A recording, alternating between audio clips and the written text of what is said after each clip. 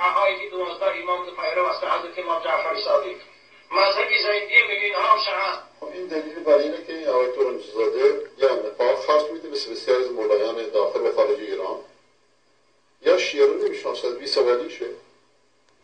این مذهب هیچ ربطی به امام جعفر صادق نداره.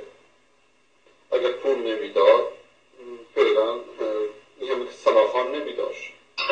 اینها را امروز عالم اسلام همچون 4 مذهب اسلامی اعتراف دارند. این دروغ محضه.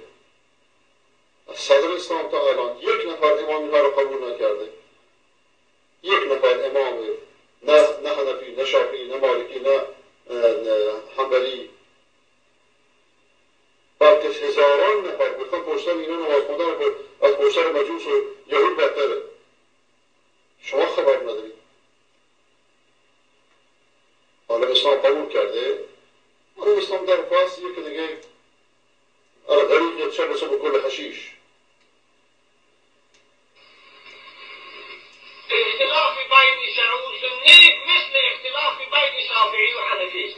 دروغ محض، دروغ محض، افتراء محض، تهمت محض. کاش که اینطوری بود. اختلاف شرک و توحید، اختلاف قوم پرستی و خدا پرستی مثل حنفی و شافعیه. دروغ میان، کذابان، از خدا بترسید. سبب شیعه شدن ملت تاجیکستان نشوید. آقای تورنجی‌زاده زر نابود میباید کرد که زر پلید مؤمن 100 ساله را یک روزه کافر میکند. من نمیدونم این موضوع تا چه حد درسته. اینو میخوام تحقیق کنید برادران تاجیک. اون چه سبب صلح حزب نهضت تاجیکستان شد با دولت تاجیکستان، علتش ایران بود. یکی از مهمترین رهبرانش، حالا من اسم نمیخوام بگیرم، فیلم و ویدیو البته ازش ضبط کردن، گفتن یا باز میگردی صلح میکنی یا ایناش فیلم. تا چه حد درسته این به عهده راویه. اینو میخوام تحقیق کنم. وقتی چون فیلم داشته باشن 10 نفر پیدا میکنن. اینا از همه شون میرن مبتلا، چه افسایی که نمیگیرن.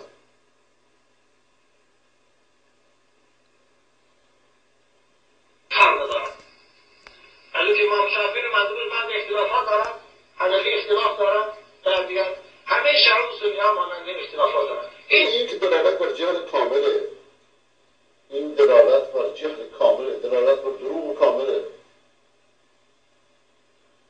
الان که این حرف رو زدید بذار من یک موضوع رو براتون بیارم.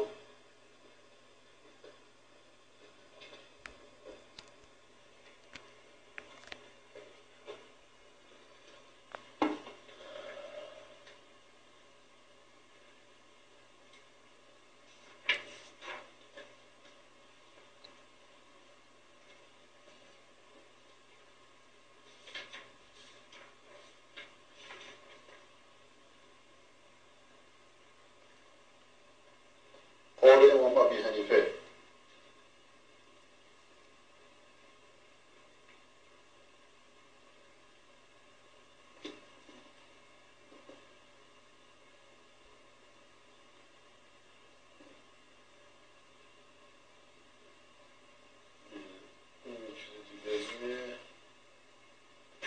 سنت داره حرف میزنه.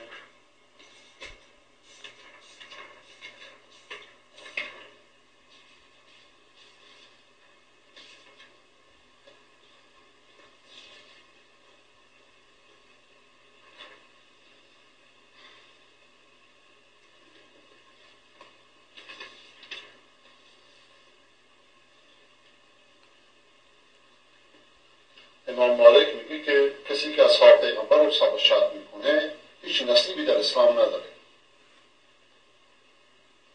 کتاب سنة الله جلد 1 صفحه 493.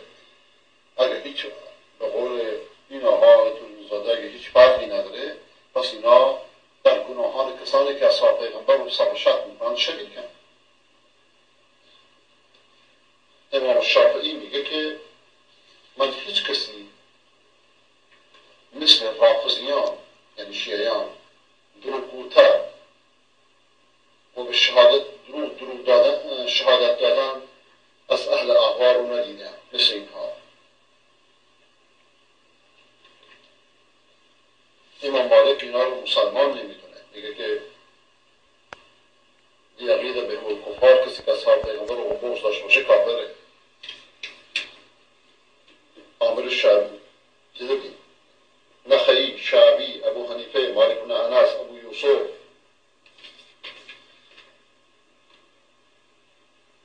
ابو یوسف میگه که در قیادش نقل میکنه من پشت سر جهمی و رافضی نماز نمیکنم. متهم اینا از حنفی شافعی هستند. دلیل بر یا نفاق یا بی علمی. امام فریابی، امام احمد بن حنبل، امام بخاری، امام ابو زرع رازی، امام طحاوی و صد امام ابن جوزی و صدها امام دیگه اینا رو اصلا مسلمان نمیدونن. شما میگی مثل حنفی شافعیه، از خدا نمیترسی؟ اختلافات هیچی ضرر ندارن، هیچ چیز ضرر نداره. پس این مساجد که خراب میشه چیه؟ این سب شتمایی بر اصحاب پیغمبر میشه چیه؟ آقای دوجان زاده چرا نفاق و خرج میدی؟ از خدا بترسی، مردم رو گمراه نکنی. اختلافات ضرر نداره؟ اختلافاتی ضرر نداره که در امور فقه باشه، نه اختلافاتی که در اصول ایمان باشه، در اصول عقیده باشه. اصحاب پیغمبر رو کافر بدونه. اهل سنت رو به خاطر عدم اعتقاد به شرک و کفریات شیعه کافر بدونه و شما این رو باید بدونید. وقتی معاویه با فریب و نیران حکومت از دست حضرت امام حسن گرفت، ما اینجا و فریب نگرفت. شما این دلیل بر جهالت و نفهمی و حماقت امثال شماست. و جنگ گرفت، یعنی دو طرف جنگ بود. فریب نیران کجا بود؟ یاران امام حسن بهش خیانت کردن، بهش حمله کردن، ناچار شد بره صلح کنه. اینجا فریب نیران گره بود. چرا دروغ میگی؟ بی سوال چرا میگه تاجیکستان دروغ میگی؟ از محاصل شرم نمی کنید؟